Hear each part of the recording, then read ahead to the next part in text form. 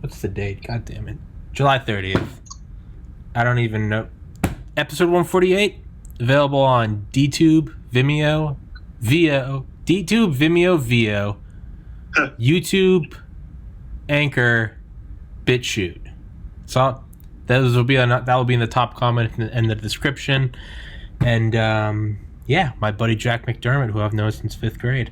Well, so we were just talking about video games. So let's jump right back to it. I just wanted to start recording before I got too ADD and forgot. But yeah, I'm just playing GTA 5. I turned off the cops, and I like to get lost in an audiobook, and just right now I'm listening to what's the name of it? It's actually very good. I thought it would be goofy.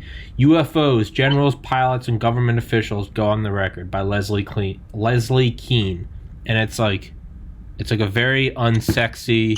It's not like, oh, little green men. It's just like, it's all former like Air Force officials, like Pentagon officials, and it's just like very cut and dry like reports. And it's when it's put in that light, it's a little more eerie, because when it's all sexy and sci-fi, you can just brush it off. But when it's like F-22 pilots, like, yeah, I was watching this light, and then it shot across the sky, and then went directly up, and then went down, and went over the horizon at Mach 100, and I couldn't even track it. I don't know what that was. And it's like, Bob Smith, like 35 year like Air Force veteran. And it's like, it's a little weird. It's a little eerie. But yeah, Jack, why don't you introduce yourself for everyone listening? Sure. I'm Jack McDermott. Tommy and I have known each other, Tommy mentioned, since 5th grade. I'm the founder of Humanity Capital. It's a venture startup sort of grassroots movement where we're investing in the world's best asset, people, instead of corporations or companies or the stock market, creating a place where you could help grow people. And the whole idea behind it was sort of sparked by the idea of, like, you invest money in corporations and companies, and that allows them to grow and take risks, in a sense, to be the best that they can be. And the idea was, what if you could actually do that for a person? What if you could lift somebody up their Maslow's hierarchy of needs, where you to fulfill their shelter and food and everything, and then they can just be left to create and be left to produce and be able to become the best that they can be, because someone bet on them, because someone invested in them. And you sort of these sort of already exist on some college campuses. They're called income sharing agreements, where someone will take on someone's student loan debt, or give someone a few $1,000s for their student loan debt, and the student will agree to share a small percentage, usually between 1 or 10% of their income for the next few years, 3, 4, 5, 6 years. And it's sort of making the idea, thinking about, if we have systems that we're not really always happy with and that sort of benefit corporations instead of people, why don't we change the system? Why don't we figure out ways that we can change and invest in people and help them grow? And so that was sort of the idea behind Humanity Capital. I got the logo behind me. Yeah. I like it, man. I love the I love the idea. I'm not just kissing your ass. I legitimately fucking love the idea. I think it's badass. Yeah. And so practicality and how it works is, so according to the Securities and Exchange Commission, if you're what's called an accredited investor, and all that means is an individual that's made $200,000 on the last 2 years tax returns, you don't have to invest in a security. You can invest in anything. So you can invest in person. And that's sort of how it works. And you sort of, we would sort of handle the contracts, we would handle the connection center, we would handle all the logistics of the connection, and then we would help work out an agreement, maybe between 1 and 7% or 1% to 10% of the income in return for $1,000 or a few thousand or tens of thousands of dollars to help that individual. And so that's sort of how it would work. That's beautiful. And it's really, really exciting time. Dude, that's absolutely beautiful. I had on my buddy yesterday, Marcus Cardona, who's a stand-up comedian. I don't know if you remember, but at Pius, I moved up to Maine for 1 year, and I've stayed in touch with some of them. 2007 to 2008. One of them was Marcus Cardona, and he's a stand-up comedian now in New York. Anyway, but we were talking yesterday, like, what would you do if you had $1 billion? And we were like, you know, like anything we start or, you know, wills you set up, like, is that going to help out, like, the next generation? Are they just going to become bratty trust fund kids? And we both concluded that, like, what the thing we would do was try to help eliminate undifferentiated pain.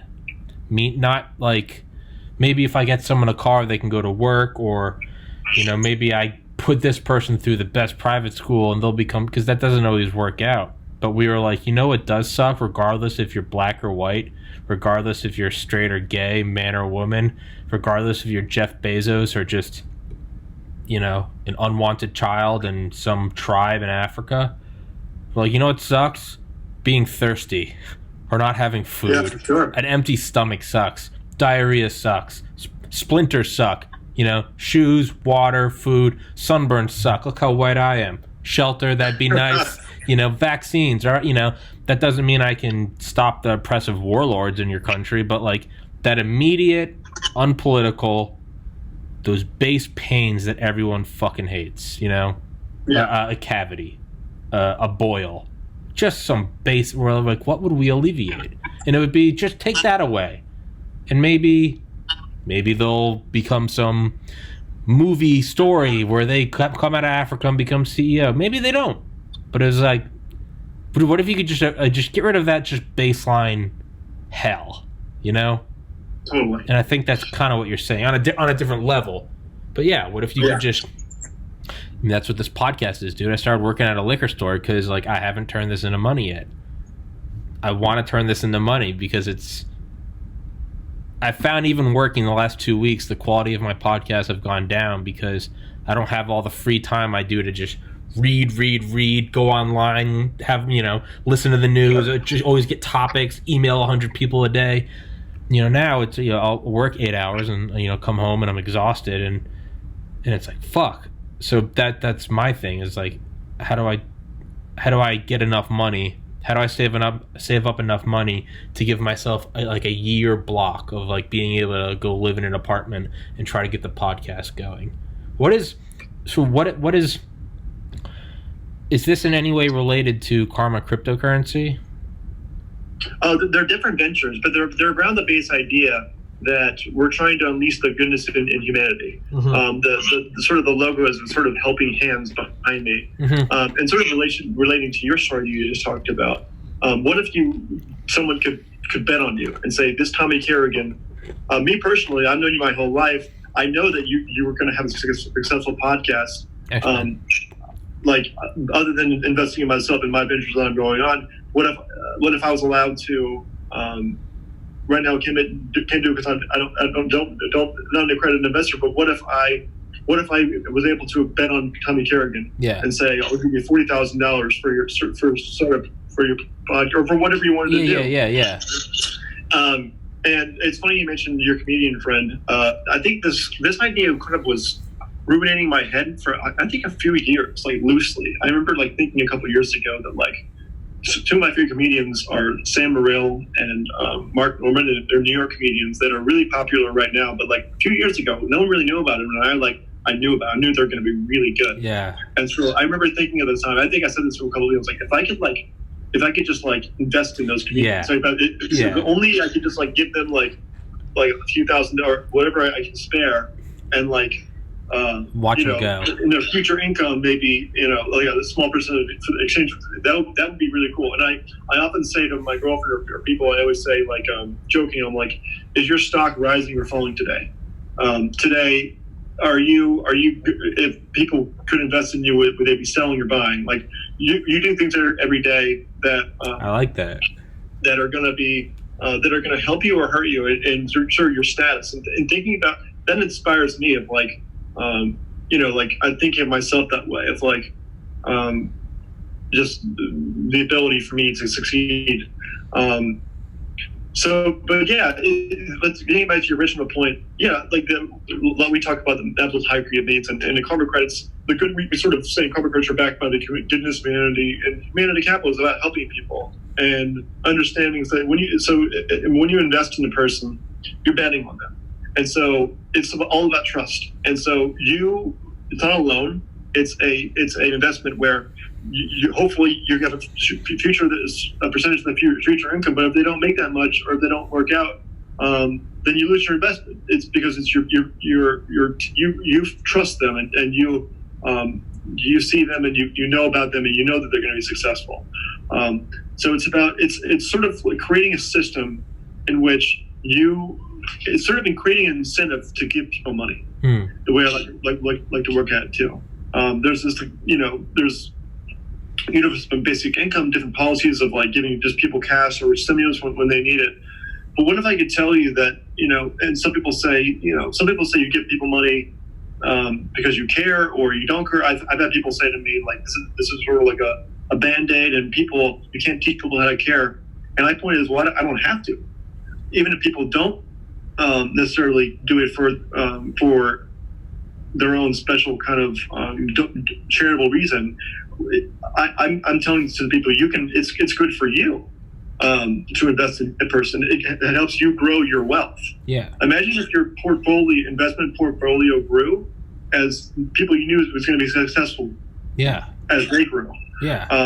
And you're going to make back your investment and more potentially. Yeah. That's what you're doing when you're investing. That's what you're banking on. Is you're gonna make that money back. So it's an incentive for people to give people money, and trusting those people when you give the money to help out their situation. That way, once you clear their food, shelter, maps of hackerty that they're going to really achieve, and really you're going to create, and really going to be successful. Dude, I agree with that 1,000%. It's yeah. What about someone like you that knows someone like me? Like, I can't pitch myself to anyone, but friends that have known me forever, it's like, oh, that's the motherfucker that was like a weightlifter in high school and got into med school. It's like, oh, you're making a podcast. It's like, oh man, I can't wait to see it go. But like, not to jerk myself off, but like, that's what it is. And I remember Matt Walker sent me a link to Joe Rogan's podcast in late November, early December 2011. And he was like, hey, the Fear Factor guy like thinks like us. That was the text. Because there's the link he sent me is a video, you can find it. It's called What is Reality? And it's like an early mashup of Rogan's rants back when no one knew like the podcast. He was the Fear Factor guy. But he's going on and on and on. Dude, I must have listened to that 10-minute clip. I fuck you not, dude, 1,000 times before I finally like realized that it was a podcast. I thought it was just him talking on like radio shows. I didn't realize it was his thing. But I remember hearing that, and when I first tuned into his podcast for the first time, probably like summer 2012, again, always knew him as the Fear Factor guy, but I was like, what is this? Here, everything else is you get 30 minutes at night, 10 minutes of talking, commercials. Here's the new Dodge Durango. And I was like, here's this motherfucker. And he's like, brought to you by the Fleshlight. And he's sitting there smoking pot with Buddhas around him, talking to people about whatever. And 1 minute they're talking about, a new Sidewinder missile on an F-16. And the next minute they're talking about Pamela Anderson. And then the next minute they're going into the stock market and Occupy Wall Street. That was one of the early episodes. The Arab Spring, and do you think Obama's going to beat Romney? And then it's, back to titties. And I was just like, this is so great. I was like, because it just feels, and it took me a while to put my finger on it. I was like, oh, it's just, what it is just a conversation. And point being, I remember thinking like, God, I wish there was like a Rogan stock. Even though I only had student loans, but I was like, I remember thinking I kept a journal in college. I'm sure I can dig it up on one of my external hard drives. I was like, I wish there was like a Rogan stock, because it's like a Tesla where you like, who's this Elon Musk character? You're like, this guy's gonna be big. And now it's like Rogan just signed a deal for what, $100 million, and it's like, it's like fuck. But that's what I remember thinking. Like, but it's happened with like other My friend Ivan from Bulgaria, Mr. Bulgaria, 6'4". He looks like Arnold Schwarzenegger. Now he's in Vegas. He's won a couple. He's placed number one at a couple bodybuilding competitions.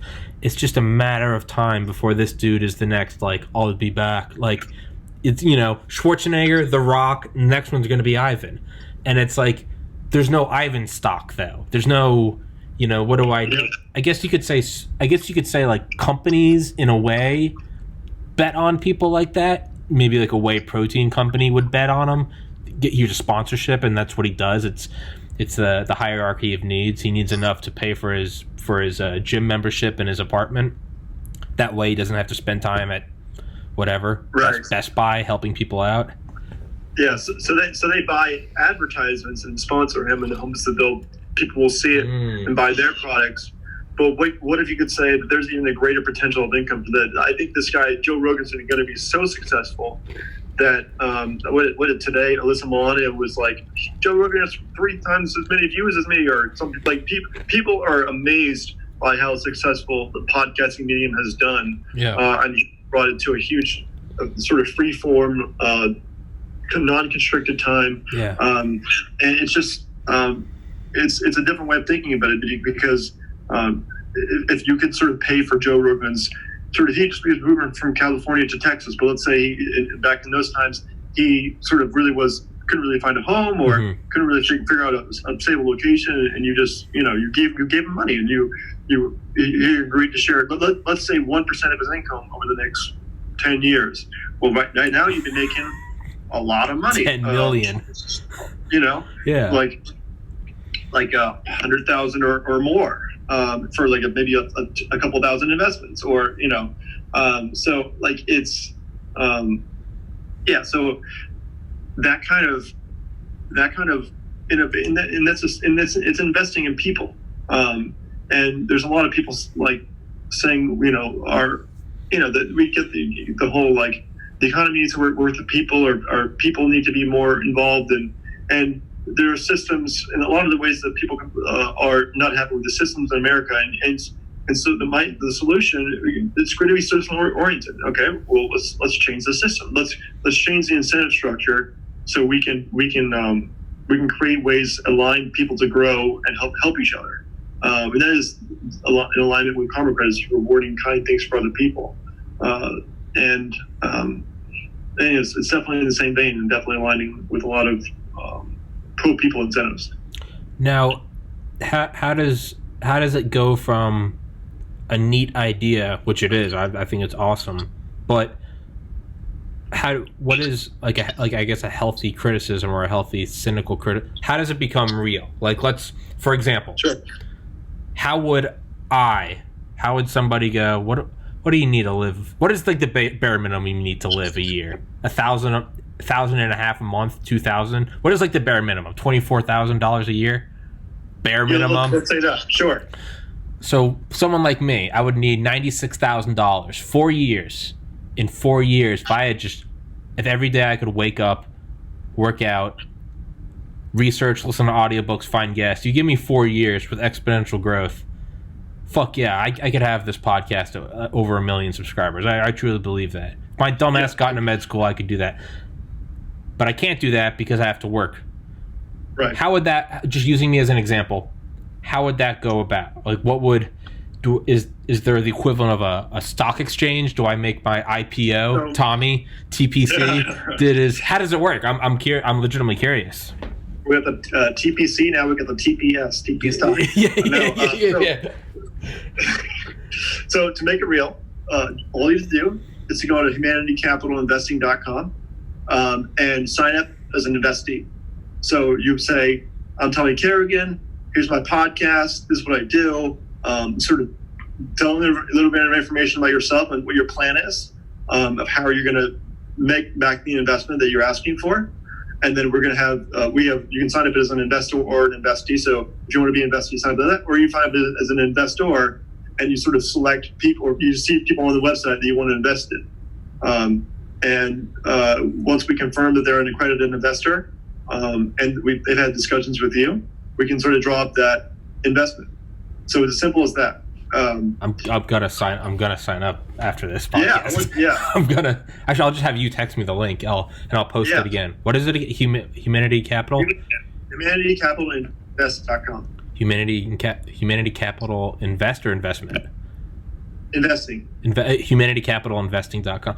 I will literally sign up tonight, Jack. I will make my pitch. I'll go get pictures of my like tour badge from Miami Med School. Like, I really did it. I did the thing. I will legitimately do that. I will be your first investee, and that would be badass. Because what if I do make money one day? What if I could invest in an Ivan? Be like, this motherfucker is going to be the next Arnold Schwarzenegger. Now, how is this different from like a bank loan? Is it like an investment in that you're just if it doesn't work, it sucks to be the investor and I don't owe anything. Investing inherently is risky in the sense gambling. It's sanctioned gambling. You're betting. They're betting on you. Mm-hmm. So it's not a loan. If it doesn't work out or if things come up in your life, that's just that is how it happens. And it's different from a bank loan that you're not. The credit people will never come after you and never collections or any. You don't owe them anything. All you've agreed to is just, let's say, 1% of your income, 1 to 5% of your income for the next few years, and you just give them that, and it happens to be a small amount, and they don't make that back their investment fully.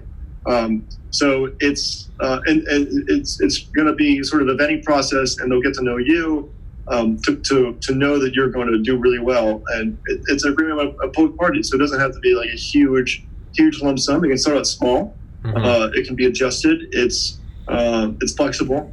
So it's the idea is that both parties win, mm-hmm. right? So the idea is that they help you grow, and in turn you make much more income and you're successful, so that you help their portfolio grow, their investment grow. So inherently, it's aligned incentive. So you both will want each other to be successful. So and also in the process, it involves being sort of an accredited investor or firm. It would involve like sort of a mentorship role, and like that's really if you ever watch Shark Tank, they invest in companies that aren't securities, but they offer like sort of like an informal mentorship role where they'll take calls and they have like meetings with you or help you, and that's sort of what it would be. An accredited investor would want you to succeed, and so they would take on a mentorship role and help you wherever you thought they could be helpful. So that's another aspect of it is aligned incentive, and also just a real tangible mentorship and creating a win-win for people and lifting people to be the best they can be. That's awesome. Yeah. So like normally, what would it just like with like a normal bank loan? What would it if I had $96,000 over 4 years, $2,000 a month? What would you end up paying something just like it's like a normal bank loan or a student loan? What would you end up paying back on that? Like 120? I mean, 130? Yeah, I mean with interest. Yeah. Versus like this would be, let's say I get a Fat Rogan Spotify deal in 2025, 2030. Yeah.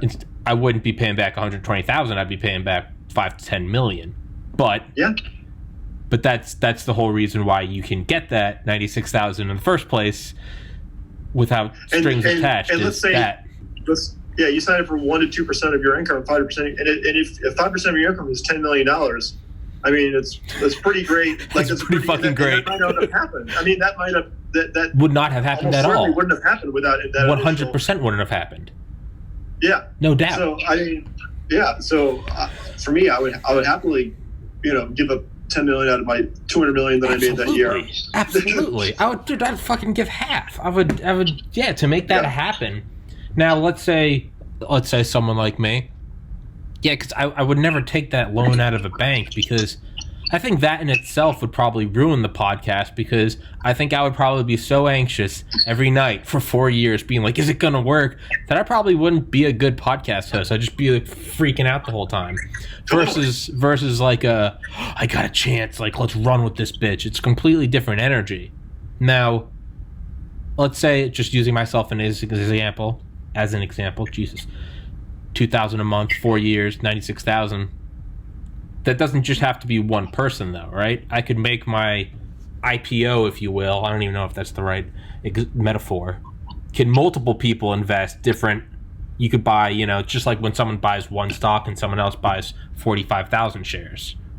Can you do it as that? Can you have, like, I need to raise this?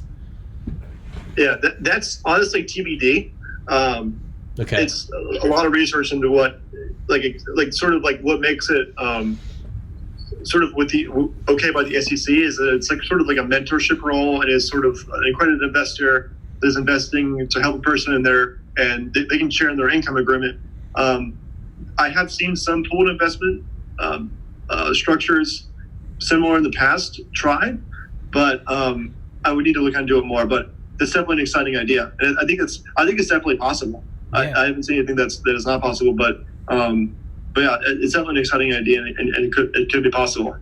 Yeah, and it's so like I have to get to 1,000 subscribers on YouTube to get monetized, and that's when they'll put those shitty 15-second ads at the beginning, Geico, Burger, just all that shit. But then there's the whole censorship issue, which is a very real issue. I mean, since Rogan has announced that he will be exclusively on Spotify come January, he rarely ever trends anymore, despite being Joe fucking Rogan. Yeah. Because YouTube sees him, he's like, this guy's not going to be our cash cow. Yesterday he had on Post Malone, who's probably my favorite artist. Post Malone is huge in himself, 19 million subscribers on YouTube. Rogan, just Joe Rogan, everyone knows that name, Joe fucking Rogan, has 9.1 million subscribers. He had on Post Malone on his podcast yesterday. Joe Rogan, Post Malone, together on psychedelic mushrooms, talking about UFOs for 4 hours. It did not trend. It was not on the autofill search bar. It was on no trending or popular or anything. Had over 1 million views in under an hour. That is an example right there of censorship. So if it happens at that level, no one even notices it when it happens on a smaller level. But I've used this example before. Literally at work, I watched 20 people literally on their phones. I watched them subscribe. Customers, people, friends of people subscribe in one day. 20. And I watched my subscriber count go up 1. Because this isn't a far left podcast. I don't hate Trump. I don't think he's the best, but I don't hate him. I think you should be able to own guns. I don't think there's anything wrong with a strong border. All shit that is not in lockstep. And I'm not trying to pull this podcast into a political argument. It's all good. But the point being is there is an agenda that if you don't walk on that line, you don't get the keys to the kingdom. And so for someone like myself, there's a very real thing where I do have to go out and find a way to get this monetized because I'm not banking on YouTube anymore. I could very well see me getting to 1,000 subscribers and then them just saying, you violate the terms of service. What do you mean? You said the wrong word. So I've literally, the last week, I've been calling breweries, distilleries, pot companies, sex toy companies. I've been calling companies that in general are a little bit more relaxed just because of the very product they deliver, and I've been trying to get them to sponsor the podcast. I haven't had any success yet, but because I've realized I'm not going to get it through the traditional channel, the traditional channel, the traditional form. So your idea really does ring. It kind of hits home with me because I'm like, that's exactly what I need. That's exactly what I need to figure out because you're right. It's the hierarchy of needs. I turned 30 in 8 days. My parents aren't going to let me be here forever. They're going to kick me the fuck out. And that's fine. I completely understand that. But admittedly, the podcast suffers when I work. I love where I work. I love the people I work with. But it's not podcasting. And it's like why I took out a loan in college. Because I was like, I can go work at a bar and be a bouncer. And I did do that in 2 separate years. But my grades suffered when I did that. So I took out a loan, and it sucked, and I hated it, and it gave me anxiety. But when I did that, and I could just pay for my rent, books, food, that's when I started getting 4.0 semester after semester after semester. And then I got into med school. And let's say I had gone on and gone to med school, I would have made that money back and would have paid that loan with no problem. I took out 1,000%. Yeah, I took out 3 consecutive $10,000 loans, $30,000. I mean, you're an anesthesiologist and you're pulling in $600K. Like, you pay that, but I wouldn't have been able to do that if I had to have worked at a bar and was exhausted and not going to sleep till 4 a.m. And I would have got C's and I would have never gotten into med school. But that's my mindset right now. I'm like I need to find a way to pay for a shitty apartment, food, water, 1,800 calories a day, access to a gym, and I know myself and I know my psychopathic work ethic. To me, it's not if, it's when. I will get my podcast to work, and anyone that knows me knows that's true. But your idea really it hits home with me, because that's exactly what. And for every me, I know there's 1,000 others doing the same thing. There's absolutely 1,000 people that, even your previous example, let's say you had gone to med school or been, there's huge concerns about, hundreds of thousands of dollars of debt. And there are tons of people across the country that are, reconsidering going to college, reconsidering just doing different really expensive, schooling or MBAs or medical schools, because they just don't have the money, and they don't know, even in a field like law, like where, when I was in college, I was told that the law lawyers are actually saturated. There might be too much, but I didn't know.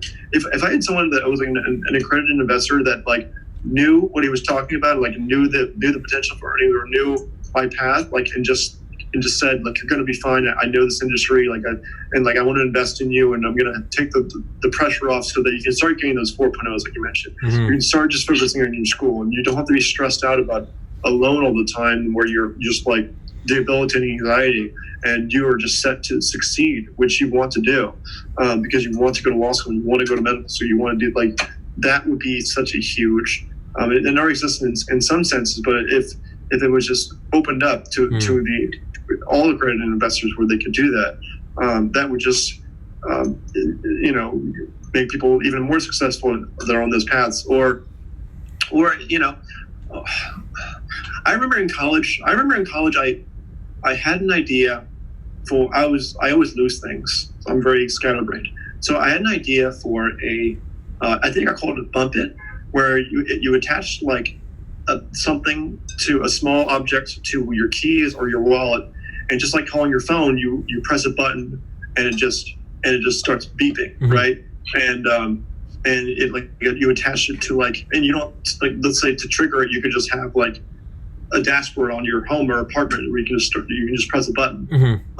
And I remember thinking well, I don't really have any, I'm a college student, I don't have any money, I don't have the resources, I'm just going to focus on school.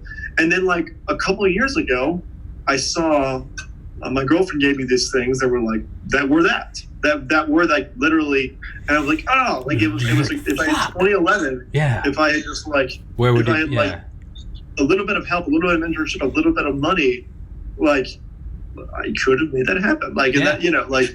And it's any college student has thinks of themselves as an idea man or an ideal person, and they have ideas, and they just need a little mentorship. That's what this program is designed to do, is help those people, or the people that want to to medical school or law school or whatever profession you need to get into. The point is, it helps all kinds of people achieve their potential, whatever that is. It helps everyone. It helps people that are on the path and have good work ethic like you do, or others that are that are investees, and it helps them, but while also guaranteeing a level of income to the person that took a bet on you. In return. So it's just aligning the two, and it's going to help a lot of people. Yeah, that's what I like about it, is it's not just an idyllic, romantic, what if we all had everything taken care of and we could just pursue that? Yeah, it sounds great. It'd also be great if there is no such thing as war. It's some things are pie in the sky. But this isn't that. This is no, you can be an investor and make a fuck ton of money. Grab the reins of capitalism. Don't. Yeah, you don't have to be an idealist. You can exactly. It doesn't have to be romantic. Yeah, you can literally be. Yeah, you got your $100 million, and you're you know what? Fuck this kid, Tommy. His flag's always backwards. This kid's an asshole. He's got a gap tooth. But I like money. But I like money. I don't like him, but I like money. Fuck it. Here's $96,000, asshole. Yeah. And then I get it, and I give him a bunch of money, and we never have to be friends. But it can be like hell. But you're right. It doesn't. It's not a flowery, idyllic. What if we all just like, yeah, I know those are all great, and what if there's no such thing as death? Like, but reality comes knocking. It's.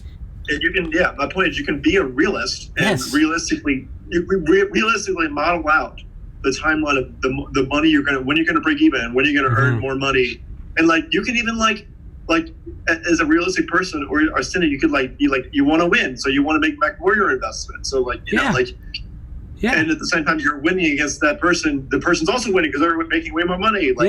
And there can be people where you look at them and you're like, I'm not giving you a penny. I don't believe in you. And that's fine. You can just be like, that's fine. Exactly. You're just like, I don't see it. I don't see you getting me anything. I remember I torrented like all the major like medical school prep guides my last year of college, so like 2012, spring 2013. Kaplan, Berkeley Review, Exam Crackers, all of them, Princeton Review. And then I went full OCD for like 9 months, and I made something like 2,000 slides of all the different material, and I kind of Venn diagrammed it. I got the best stuff from each of them, and I put it together. Highly illegal. It was all torrented. It was all stolen. But it's been 7 years. I'm pretty sure that's the statute of limitations, so we're Gucci. But I remember I put it all together. I got a 35 on the MCAT, which was 95.6th percentile. And I didn't take any of these $2,000 courses. And I remember as soon as I got in, I was like, well, I'm no longer competing. So I put them up on Reddit. And you can actually go onto my Reddit account, Calypso Casino, and go back. You can scroll back to my first post on Reddit, and it is what I'm telling you right now. You can go back, find it all. You can verify all of it. Yeah. I have, in 7 years, so I posted all. In 7 years, dude, and the reason I did it is because I remember I had two friends, Sungyup and Obi. I won't say their last names. One was from South Korea and one was from like Kenya, who couldn't because their parents were poor as shit. I grew up very comfortable. I went to OLA in St. Pius, as you know, and as you did. These guys were not. Parents owned laundromats. Parents didn't speak English. And I remember their grades were struggling, but I remember thinking like, these guys are both fucking geniuses. They're working hard as fuck. So I remember I put up these studies, and again, this sounds just like I'm patting myself on the back. That's not the point I'm trying to get at, though. I'm an asshole. But I remember I sent it to them, and they were like, dude, thank you so much. And one of them was like, put it on Reddit. So that's what I did. To this year, I still get messages from people, from defunct emails that I forgot I even have. And it's like, hey, man, like, you posted this study guide like 8 years ago, and I'll be like, I just want to let you know that like I couldn't afford classes, but like that got me in, and now I just finished residency, or now like I'm married with 3 kids, but hey, just wanted to give you a shout out. Like literally got one last fall 2019. I think that was the last one I got, but it was like, hey dog, I'm finishing up like my psychiatry residency at like Tulane, but like your study guide like got me in, so like shout out, bro. And like there was no like, I never did it to get anything, but it was very cool thinking like, how many more doctors are, maybe it's I mean, I could probably count probably 30 legitimate examples of people saying they got in. But how cool is that there are 30 potentially, who knows, maybe they would have got in without it. But let's say that there are 30, let's say it's only 10% of that. Let's say there are 3 more doctors that there wouldn't have been. Think of how much one doctor affects the world. Yep. And the friends I have, I know for a fact, have gone and done things like hospital ships or Red Cross missions. And I'm like, how many people did that help because of that? Now let's take out that idyllic, because it was idyllic. I put them up. I didn't give a fuck. It was like I already got in. It did not come from like a loving place. I was just like, I don't give a fuck. But what if that like was an investment? What if that was like hey, these study guides, this took me $1,000 to make. You guys give me 1% of your income.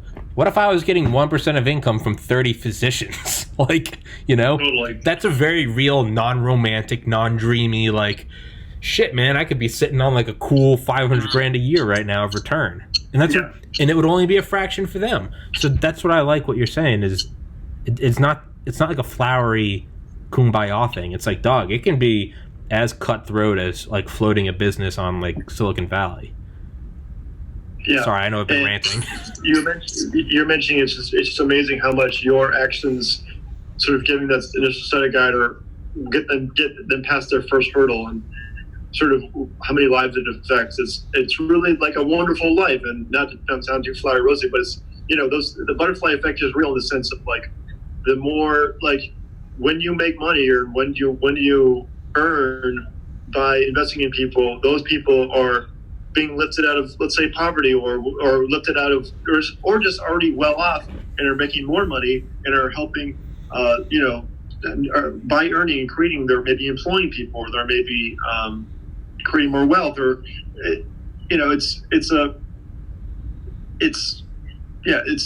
definitely believe in that, and it's I completely agree with that, and it's but yeah, no, you're totally onto something there. Yeah, I think you are. So you good with doing like 14 minutes, end at 6:30? You good with doing 14 more minutes? We'll wrap it up at 6:30. Yeah, that's fine. All right. Sounds good. I'm starving. So what are what's up? Sorry, I lost my thought there. You're mentioning kind of like the backgrounds of people that grew up and whether they grew up well or not. And I actually just got done reading Jeff Bezos' written testimony to Congress, and he was talking about how he had a single mom that his mom went to school and like he was like carried around in a duffel bag to school, and like she was like studying and also feeding him at the same time, and both grew up well off, and just to the people that like Bezos said, he was like a garage inventor. He was creating his out of his garage, and just to those. And I actually got inspired by reading his testimony. One of the quotes he has was, figure out a way to invent yourself out of something. Like invent yourself out of it. And he was joking about how he used to create little inventions to mess with his siblings and stuff. And if you see like that kid that's just creative, and you see the kid that's like playing around, but he's actually figuring out how to create things, or even is doing really well as lemonade stand, or it's even like you can already tell has like the savviness to like figure stuff out, like, and good negotiation skills. And once they're 18, you just want to bet on them. So it's all about promise and connecting those people, regardless of the background, but also especially people that need that cash to start up, especially people that are in poverty or just on the line of poverty. But it's regardless of background, helping to make you money at the same time you're helping someone else succeed. Yeah. No, there's a book I think you would really like. I'll send you a link as well. But Space Barons by Christian Davenport, and it's basically like the origin stories of Jeff Bezos and Elon Musk. It's literally like the Superman origin stories, but like it is what they like how they started, and it's inspiring as hell, and it's you can see like they both say like the most like pivotal point wasn't like when they made 20 billion. It was when they got just enough that it was like, okay, they like don't have to they don't have to do like a shitty job anymore. Now they can focus on this thing. And it's literally like Elon Musk like setting up SpaceX, and it's like a tiny little thing. He's like, we're gonna take on Boeing, and everyone's like, what the fuck? He's like, give me 15 years. But like once he put the money aside from Zip2 and PayPal, not a little, he had sold them for like 150 million. But once he had it, he was like, okay, I got this. And everyone was like, what? And he was like, now I have the money and I have the time. I'll be back in a minute. 15 years later, sending up the Dragon capsule, docking with the International Space Station, and then landing the rockets upright on fucking barges.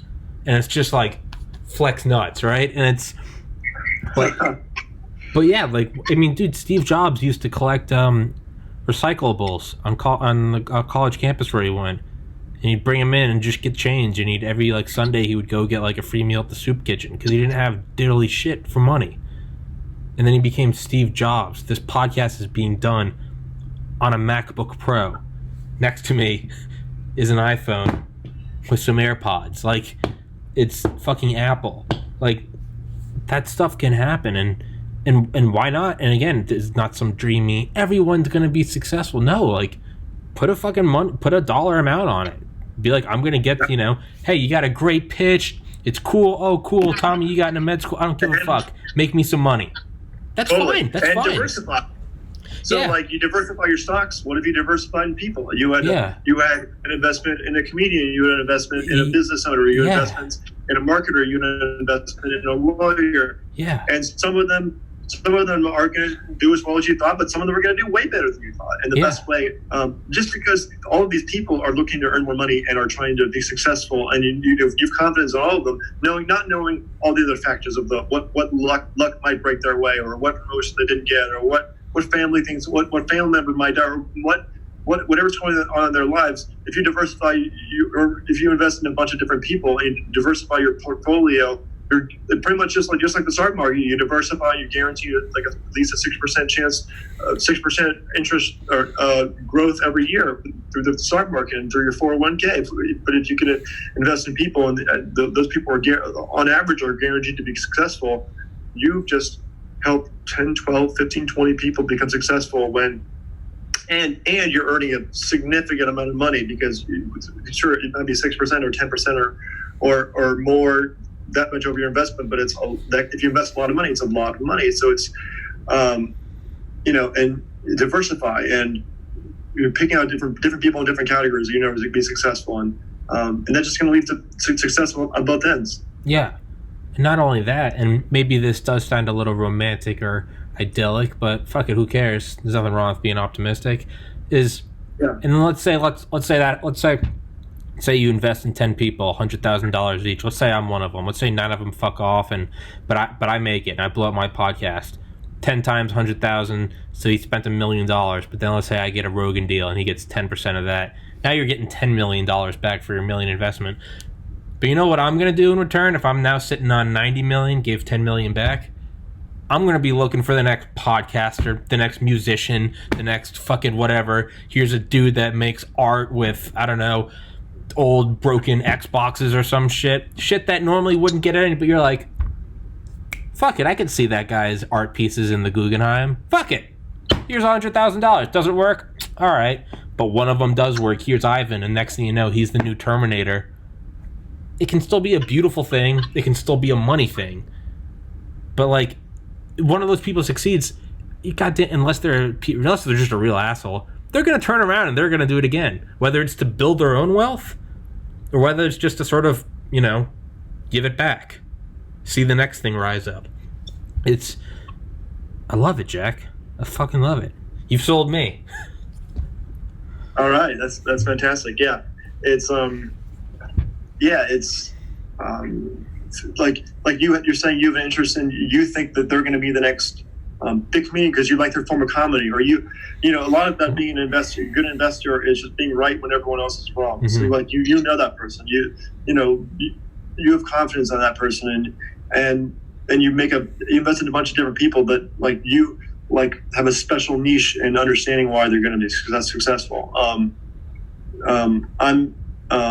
I'm investing in different cryptocurrencies right now, and I'm not an expert or a crypto trader or any sort of, but as being in the cryptocurrency space and creating a cryptocurrency that can unleash people like me to create cryptocurrencies. I invest in a bunch of cryptocurrencies that are doing that, that are making it more user friendly and mass adoption, and not having all this crypto jargon and sort of needless technicality to where people don't understand. And my portfolio is up 25% in the past month because I have a way of viewing things that I think, because I've been in the crypto space, or I see the way it's going for the unleashment of regular people to create cryptocurrencies and to create wealth through earning, once people have the sort of capital to do so, through humanity capital. Yeah. Both these ventures are all about unleashing the goodness in humanity and unleashing the people to succeed and building trust. Yeah. So trust is a major factor of it, and mentorship and communication, and just creating situations where both parties are going to be successful. Yeah. Fuck yeah, dude. I mean, cryptocurrency is all black magic to me, but it was to me about 2 years ago, and it's still gray magic. It's still gray magic. It's still still cloudy magic. Yeah, still a little foggy. Really sure, but kind of get the incantations down. You kind of still turn some shit into frogs, but you're like, we're working on it. So I understand kind of the jargon, but I don't really understand much more. So, but I understand what I've done and what other currencies that are doing it are doing. So it's, yeah, I mean,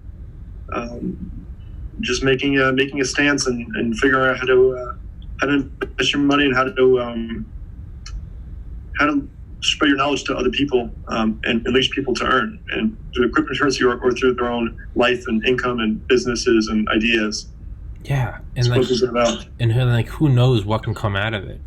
I mean, the guys who created Grand Theft Auto, when they went to pitch their like Gen 1 beta test of like GTA 1, where it was literally like 2D bird's eye view, there was a glitch in it that made the cops just go crazy. So they wouldn't just try to pull you over. They would, I mean, it's the classical GTA thing, you know. Yeah. Cops are literally, they go full kamikaze on you. They'll fly off a bridge, and it doesn't matter if they... That's one of the most iconic things about the game now. It's just the exact... I was just playing. They don't give a fuck, dude. They were chasing me on a helicopter. I went onto a tunnel. They tried to follow me. They wiped out, took out a city bus. 20 casualties, but it's the iconic GTA. They will fucking use themselves as battering rams to kill you. That was a glitch in the original one. And when they were doing the live pitch to the late 90s, when they go to pitch it and they're showing them on the screen, they were both the guys, I think it was two brothers, they were horrified. They were like, what is this fucking glitch? And it's because these cops are just going crazy. As the legend goes, apparently the investors were just in tears laughing because they thought it was the greatest thing ever. Psychopathic, kamikaze, suicidal cops. And it was a glitch at the investor meeting? It was a glitch at the investor meeting. That's amazing. The rest is history. That's hysterical. That's insane. But now, it's like, I'm playing it on an Xbox One X on a wireless controller on a 4K TV in 2020, but it's GTA 5. And despite all the great graphics and physics, what's the funniest thing is goddamn cops like flying off bridges, blowing up, hitting gas stations, just, one of us is gonna die! Like, you know, just screaming shit. And not quite humanity capital, but it's the same idea, man. What if you just see something that makes you laugh and you're like, fuck it, let's see where this goes. Yeah. GTA 5, best-selling game of all time. Like, I mentioned to you earlier the Dungeons and Dragons games I'm helping to run. I'm actually creating kind of like a video game, kind of, where I'm putting all the characters on a computer and like where they can move around and like go to different places. And it's very basic, but there's a character, there's like a superhero theme, and one of the superheroes can like turn invisible. So I like accidentally made the character invisible, and I was like, oh, that works for there's like different ideas. Yeah. Like, and I didn't even mean to. So it's like just like, you know, different creativity. People, and my point is like if you invest in me, like, look, for example, I have humanity capital, I have karma credits, I have just different stuff that I want to do and create, and you're investing in that person, and knowing you're investing, and just wrapping up, just knowing that you're investing in a person and you're helping that person be successful, and whatever their interest is, and talking about, they'll tell you how they're going to earn it back, but they could, and you know, even if they change their mind or even if they change fields, whatever they're going to do because of their work ethic, your work ethic, my creativity or whatever, they're going to be successful because you've seen them, you know them, you've seen them increase their income over a certain time, or shown really great promise and skills, and you know they have marketable skills. They just need the capital. So it's really all about investing in a person and investing in people and helping each other out and mentoring and figuring out how we succeed by helping others succeed. Yeah, and it's, you don't want to invest in someone that's just, and no hate on them. I get it. I get the comfort of a 9-to-5. I do. I'm not shitting. I used to shit on it. I don't shit on it anymore. And I get it. You want to have a wife, a kid. You just want to watch Netflix. That's badass. But to the fucking weirdo like myself or you, those are the fucking psychos that they might end up face down dead in a ditch. But on the other end, what did Steve Jobs say? Those who are crazy enough to think they can change the world are often the ones that do. Like, yeah. You got to give them a chance. Like, whether you think you can or can do it, you're probably right. And to your point, let's say someone sees a risky investment in different people. You can also invest in a lot of people that are doing 9-to-5 jobs, and they're going to be successful, or they're going to do well at their jobs. Your blue chip people. That job. And they know they leave. Let's say they need money for a down payment on a house, and they just don't really need the space for their new kids, or they're really struggling with their family and new expenses that they came up. Their car got in a wreck, and they different. It can just be applied to very normal situations, very safe investments, and just helping out their family and getting through that and knowing that they're going to be successful. And so it can be on a very personal, but also in a very normal sort of way. Very safe, unrisky. Like your blue chip people. Here's a guy that needs money to buy like a new Honda. He's an accountant. Okay, there's like use the Honda for his job. He's successful. Yeah, it's a no-brainer. Yeah, here's a 99% chance I'm going to get my money back on my investment with maybe a couple percent growth. And then for every 50 of those you do, you see some psychopath ranting in front of a podcast screen like myself, and you're like, fuck it, $50 on black. Like, let's see what happens. Yeah. It's, I'll fuck it. Yeah. Spin the wheel. Who knows? I mean, I know I said we'd wrap this up, but example, what the fuck is his name? I can never remember his name. I have no idea what it is. I'm just going to sound racist if I guess it, but I think it's something Chow.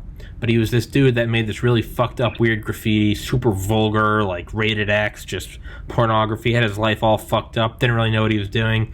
He's been on Joe Rogan, but for years, like in the 90s, he just was always fucking up, was addicted to gambling, was always getting like beat up by like loan sharks and shit. But he was an artist like no other.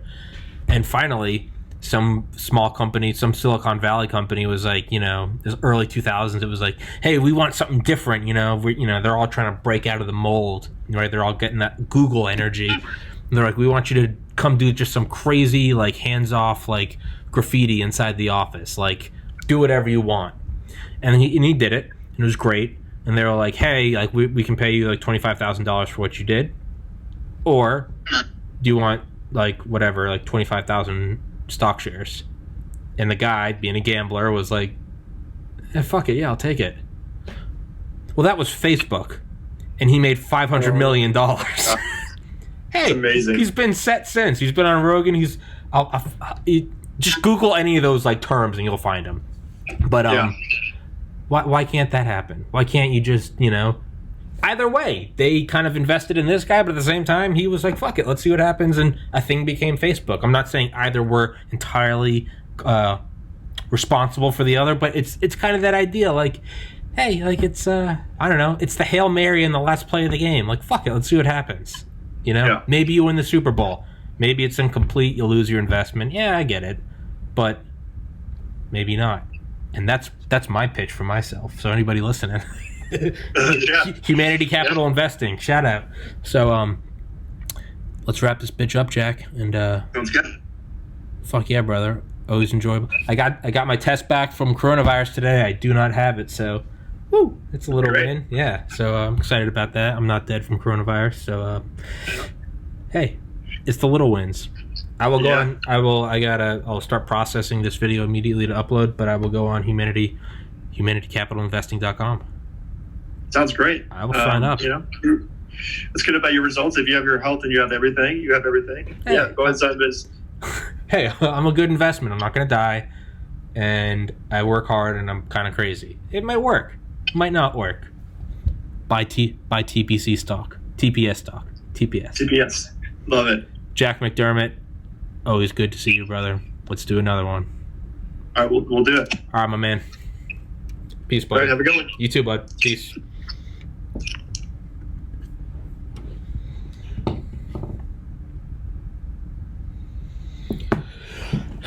It's a very nice funny face. Who's a funny face? I'm a funny face.